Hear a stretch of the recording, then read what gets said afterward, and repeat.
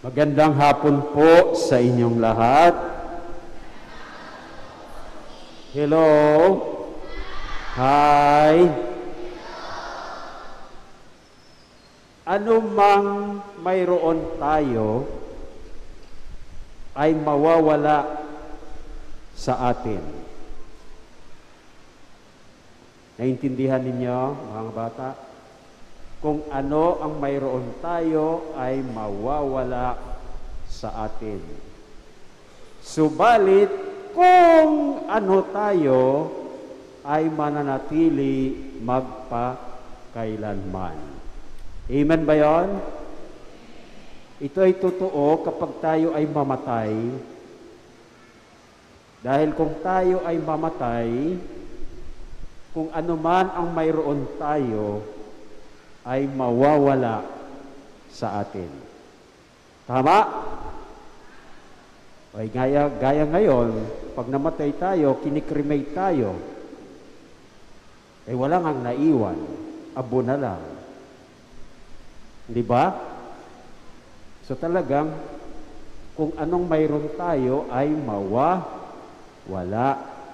Subalit, kung ano tayo ay mananatili magpakailanman. Kaya kung tayo ay namatay na mabuting tao, tayo ay mananatiling mabuting tao magpakailanman. Amen ba yun? Eh kung tayo namatay na demonyo, anong mangyayari? Tayo ay mananatiling demonyo. Saan?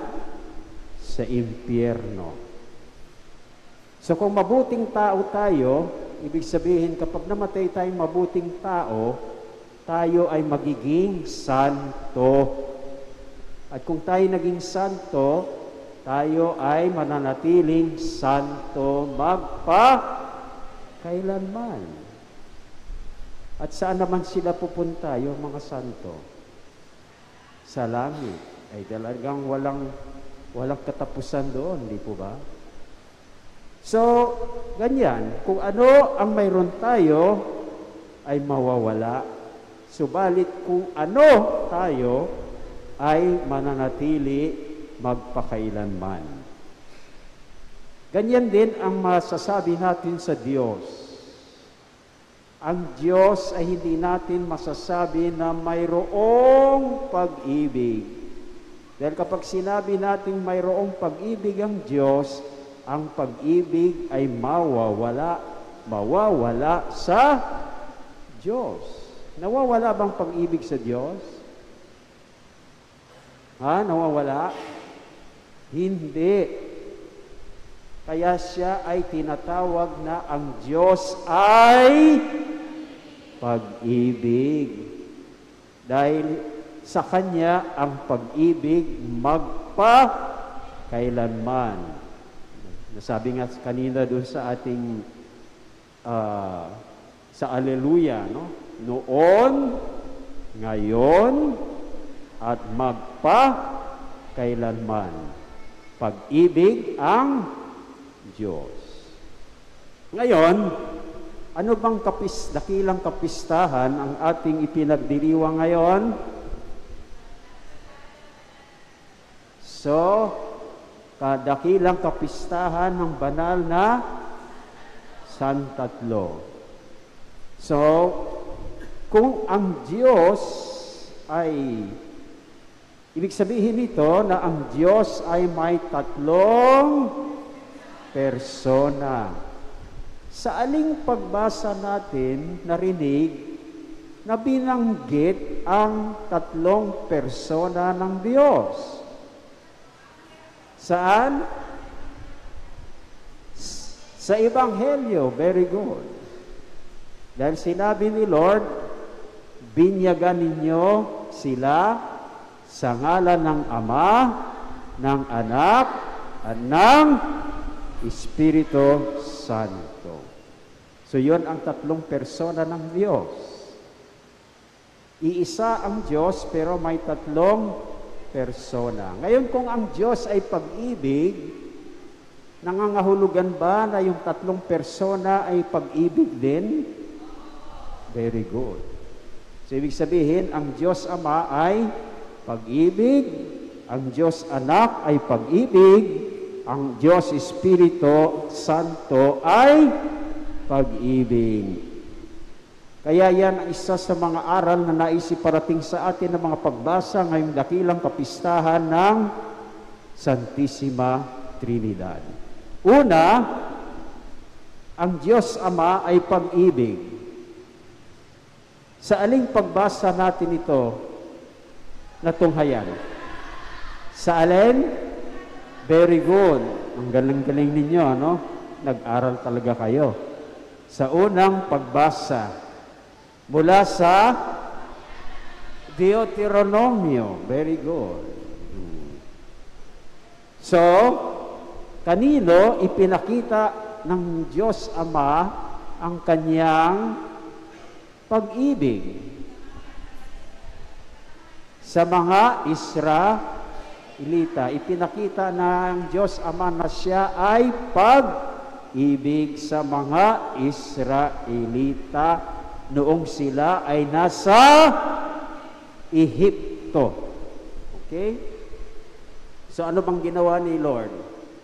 Ginawa niya ang lahat para sa ikabubuti ng mga Israelita na noon ay mga alipin sa Ehipto. Ano ba'y sinasabi sa unang pagbasa? Sinabi dito, sinong Diyos ang naglabas ng isang buong lahi?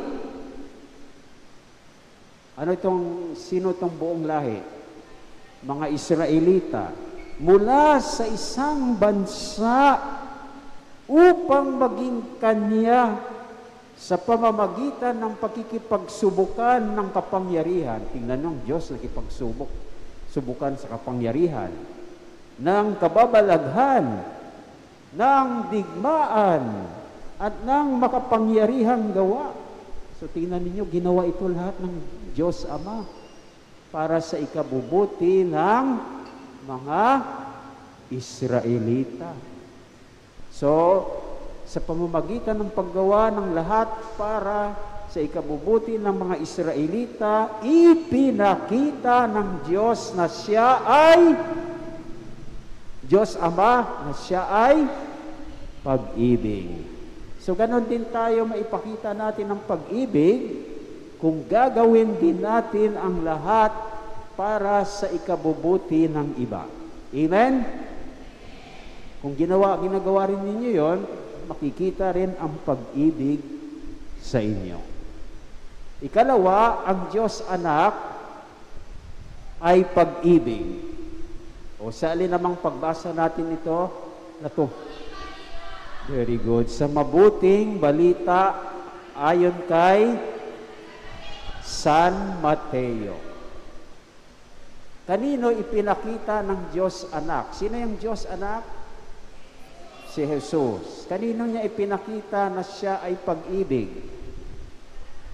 Sa kanyang mga alagad nung kanyang kapanahunan, siyempre kasama na rin po tayo ngayon sa kasalukuyan. Ngayon, paano niya ipinakita na siya ay Diyos, na ng Diyos Anak ay pag-ibig? Paano niya ipinakita? Paano ipinakita? Na hindi niya tayo pinabayaan kahit na siya ay babalik na sa langit. Dahil bago siya umalis, nung nagpaalam siya sa kanyang mga alagad, sinabi niya, tandaan ninyo, ako'y laging kasama ninyo hanggang sa katapusan ng mundo. Kita ninyo, ayaw tayo sa mga salitang iyon ay sinasabi ni Lord, hindi ko kayo pababayaan kahit wala na ako dito sa mundo. So ayun yung pabayaan ng kanya mga iniwan. Tayo kanyang iniwan. No? So gayon din, maipakikita natin ang pagmamahal kung hindi natin pinababayaan ang ating mga iniwan. Kasama dyan, bago tayo umalis, dapat tayo ay nagpapaalam. Ginawa ba ni Lord bago siya umalis, nagpaalam siya? Yes. Kaya kayong mga bata, bago kayo umalis, huwag lang kayo basta't aalis. Tama? Pag umalis, parang pinabayaan, bahala kayo dyan, basta't ako'y aalis. Hindi ako magpapaalam. Pagpapakita ba ng pagmamahal yon sa mga magulang? Hindi. So gaya ng Panginoon, ganun din ang gagawin natin. Huwag nating pabayaan ang ating mga iniwan. Magpaalam tayo bago tayo umalis. Gaya ng ginawa ng Panginoon. O, ganyan din bang ginagawa ng mga mag-asawa? Si Mr. ba laging nagpapaalam? O, ayun yung sumagot. Okay? So, yun. Pangatlo, ang Diyos Espiritu Santo ay pag-ibig. Saang pagbasa naman natin ito matunghayan? Sa ikalawang pagbasa mula sa sulat ni Apostol San Pablo sa mga taga-Roma. O, paano pinakita kanino ipinakita ng Diyos Espiritu na siya ay pag-ibig? Sa lahat ng kanyang pinapatnubayan. O, paano niya ipinakita ang kanyang pagmamahal sa kanyang pinapatnubayan? Dahil sa kanyang gawang pinapatnubayan, tayong lahat ay naging mga anak ng Diyos. Di ba nasasabi diyan sa ikalawang pagbasa, ang pinapatnubayan ng Espiritu Santo ay mga anak ng Diyos. At dahil mga anak ng Diyos, may karapatang tawagin ang Diyos na Ama. Kailan natin tinatawag ang Diyos na Ama? Pag bininyagan. Anong panalangin na tinatawag natin ang Diyos, Ama? Ama namin. Oh. At dahil tayo ay mga anak ng Diyos, tayo ay mga tagapagmana ng Diyos. Sa makin yung tagapagmana tayo ng Diyos. At tagapagmana kasama sino? Si Kristo, dahil si Kristo ay anak ng Diyos. So sa pagkaloob ng Espiritu Santo ng mga biyayang ito sa atin, ang pagiging anak ng Diyos, tagapagmana, ay sinigurado niya na tayo ay mayroong magandang kinabukasan. Saan? Sa langit. Dahil kapag tagapagmana tayo ng Diyos, siyempre, doon tayo sa langit. Sa magandang kinabukasan. So, kanyan din, tayo ay nagpapakita ng pagmamahal kung sinisigurado rin natin na magkaroon ng magandang kinabukasan ang iba. Tama? Lalong-lalo na yung mga magulang, no? Sa kanilang mga anak. Na siguraduhin magkaroon ng magandang kinabukasan ang mga anak. So, ang Diyos ay nagpakita ng pag-ibig. Kaya tayo mga sumasampalataya sa Kanya ay dapat ding magpakita ng pag-ibig. Paano? Una, tulad ng Diyos Ama, gagawin natin ang lahat para sa ikabubuti ng iba. Amen? Ikalawa, tulad ng Diyos Anak, huwag nating pababayaan ang iba. Lalong-lalo na mga iniiwanan natin. Amen ba? At pangatlo, siguraduhin natin na magkaroon ng magandang kinabukasan ang iba. Amen? So kung lahat ay sagot niyo dito ay amen, ay talagang kayo ay nagpapakita ng pag-ibig tulad ng banal na Santatlo.